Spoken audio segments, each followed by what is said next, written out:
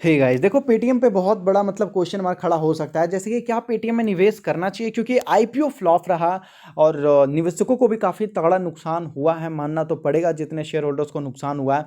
तो अभी देखोगे तो थोड़ा बहुत अप में है। तो क्या हमें ऐसे स्टॉक्स में निवेश करना चाहिए, नहीं करना चाहिए, बाय करना चाहिए, होल्ड करना चाहिए, या फिर सेल करके हट जाना चाहिए?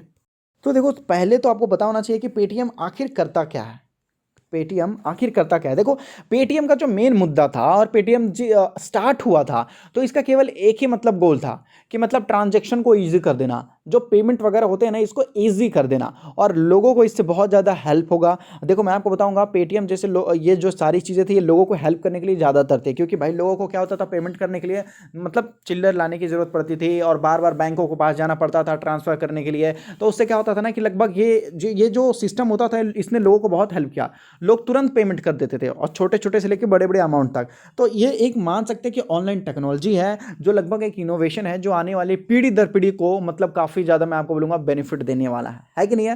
कैश पूरी तरीके से हटना स्टार्ट हो जाएगा, ऑनलाइन पूरी तरीके से आप पेमेंट कर पाओगे चारों तरफ से। ये एक ऑनलाइन पेमेंट का सुविधा प्रोवाइड करता है। लेकिन क्या ये केवल पेमेंट के लिए ही काम किया जा सकता? नहीं। पेटीएम से अब म्यूचुअल फंड या और भी बहुत सारी चीज़ें हैं, वहाँ पर ये अपने प्रोडक्ट को मतलब ये जितने भी सर्विसेज हैं उसको डाइवर्सिफाई करने की कोशिश कर रहा है। और डाइवर्सिफाई इस वजह से करने की कोशिश कर रहा है क्योंकि पेटीएम जिस लिए बना था, उससे काफ़ी ज़्यादा प्रॉफिट नहीं आ पा रहा है इस वजह से।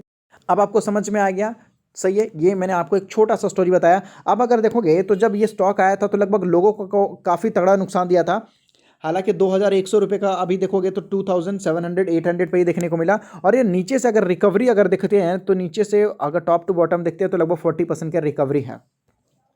40% का रिकवरी। अब लोग सोच रहे हैं क्या बाय करना चाहिए? तो देखो, मेरे हिसाब से मुझे लगता है कि कंपनी ठीक है, 40% का नीचे से रिकवर हुई है, लेकिन कंपनी अभी भी प्रॉफिट में नहीं है।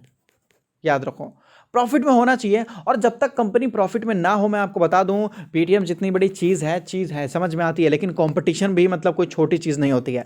फ़ोन पे भी है, यहाँ पर अगर आप देखोगे तो गूगल पे भी है। सोच सकते हो, गूगल पे ने भी मतलब आप देख सकते हो, गूगल ने भी बड़े बड़े लोगों को टक्कर दे रखा है। और लगभग आपको पता होना चाहिए कि गूगल से कौन नहीं डरता है, सभी लोग डरते हैं। अगर गूगल का अगर देखोगे तो मतलब एक चट्टान की तरह माना जाता है कि मतलब बताया जाता है, एलन मस्क बोलते हैं कि लगभग गूगल को एक पहाड़ है, उसके ऊपर चढ़ा तो जा सकता है लेकिन उसको हिलाया नहीं जा सकता।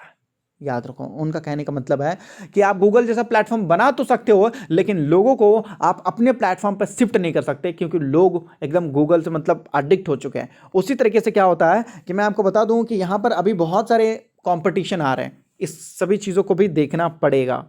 कंपनी का मार्केट कैप 1 लाख करोड़ से पार हो चुका है, सेकेंड लार्जेस्ट कंपनी आपको देखने को मिल रही है। लेकिन रिटर्न ऑन कैपिटल एम्प्लॉयड और रिटर्न ऑन इक्विटी पूरा अगर आप देखोगे तो लगभग नेगेटिव में ही है। आप देखो, बड़ी कंपनियां, अब लोग बोले हैं भाई बड़ी कंपनी में पैसे लगाना चाहिए, ठीक है। हाथी के ऊपर पैसे लगाना और घोड़े के ऊपर पैसे लगाने में फ़र्क होता है। हाथी बहुत ज़्यादा मतलब उसका वजन बहुत ज़्यादा होता है। अब आप सोच रहे हो कि भाई हाथी तो बहुत ज़्यादा है, इसको कोई हिला ही नहीं सकता। तो भाई वो हिला नहीं सकता कोई हाथी को, लेकिन हाथी दौड़ भी तो नहीं पाएगा। हाथी दौड़ भी तो नहीं पाएगा ना, समझ रहे हो ना? तो कहाँ पैसे लगाना चाहिए? समझ रहे हो? अब आप समझदार हो, घोड़े पे पैसे लगाना चाहिए कि हाथी पे पैसे लगाना चाहिए, है कि नहीं है? तो इसीलिए मैं आपको बताना चाहता हूं कि कंपनी का अगर आप देखो रिटर्न ऑन कैपिटल एम्प्लॉयड, जो कैपिटल है कंपनी के पास, वो उस कैपिटल को कंपनी सही तरीके से यूज नहीं कर पा रही है। मतलब कंपनी जिस तरीके से लॉस में डूबी हुई है, अब शेयर होल्डर्स के पैसे से लगभग उस सारी चीज़ों को रिकवर किया जाएगा। मतलब जब प्रॉफिट था तो अकेला खाएंगे, और जब लॉस आया तो सभी को मिल बांट के खाना पड़ेगा। ये स्ट्रेटेजी यहाँ पर अभी मैं आपको बोलूँगा चलेगा। और लगभग 1 लाख करोड़ से तो वो 1,13,000 करोड़ का मार्केट कैप पार चुका है यहाँ पर। तो मैं आपको बोलूँगा ठीक है, लेकिन जब तक कंपनी धीरे-धीरे कुछ मतलब कुछ तो क्वार्टर में इसको प्रॉफ़िट दिखाना पड़ेगा भाई। ये जो हज़ारों करोड़ों का लॉस है भाई, ये हम क्यों लें, शेयर होल्डर क्यों लें? तो मैं आपको बोलूँगा कंपनी अगर प्रॉफ़िट में आना स्टार्ट कर देगी तो आप निवेश करना भी शुरू कर सकते हैं। क्योंकि जिस वजह से कंपनी लॉस मेकिंग है, तो मैं आपको बोलूँगा थोड़ा-सा वेट करने में क्या दिक्कत की बात है। बाज़ार में बहुत सारे ऐसे कंपनी हैं जो लगभग प्रॉफ़िट मेकिंग है, तो हम उसे खरीदेंगे ना तो ज़्यादा अच्छा रहेगा। है कि नहीं? तो बाकी मर्ज़ी आपकी रहेगी। मैं आपको बोलूँगा सब कुछ ठीक-ठाक ही है। प्रमोटर की हिस्सेदारी कितनी है, शेयर होल्डिंग पैटर्न आने दो, कंपनी को थोड़ा बहुत प्रॉफिट करने दो, उसके बाद मतलब बाय करने के सोचेंगे और वहाँ पर लगभग नया एंट्री लेने के लिए सोचेंगे। देखो, 2 4 दिन 10 दिन से कुछ नहीं होता है कि नहीं है? तो कंपनी कभी कभी काफ़ी बड़े झटके में भी जा सकती है। हैव सम पेशेंस, मैं आपको इतना ही बोलूँगा। और भी ऑनलाइन ऐसे कंपनी हैं जो अच्छा खासा प्रॉफिट आपको दे सकते हैं। कि अगर आप कंपनी को फंडामेंटली देखना चाहते हो तो कंपनी का प्रॉफिट लॉस के साथ भी आपको एग्री होना पड़ेगा। याद रखिएगा, अगर आप फंडामेंटली नहीं देख रहे हो कंपनी को, तो मैं आपको बोलूँगा कि बाकी मर्जी आपकी है। और आपको कैसा लगा आप देख सकते हो, मैं आपको बोलूँगा अच्छे वैल्यूएशन पे आने पे सब देखा जाएगा, क्योंकि बहुत सारे ऐसे लोग थे जिन्होंने बोला कि मतलब पेटीएम को डायरेक्ट बोला गया नहीं खरीदूंगा, मतलब नहीं खरीदूंगा, चाहे पेटीएम कितने में भी वो नहीं खरीदूंगा। सबका अपना अपना मर्जी था, मैं आपको बताऊंगा, है कि नहीं, सबका अपना अपना ओपिनियन था जो सब लोगों ने यहाँ पर बताया है।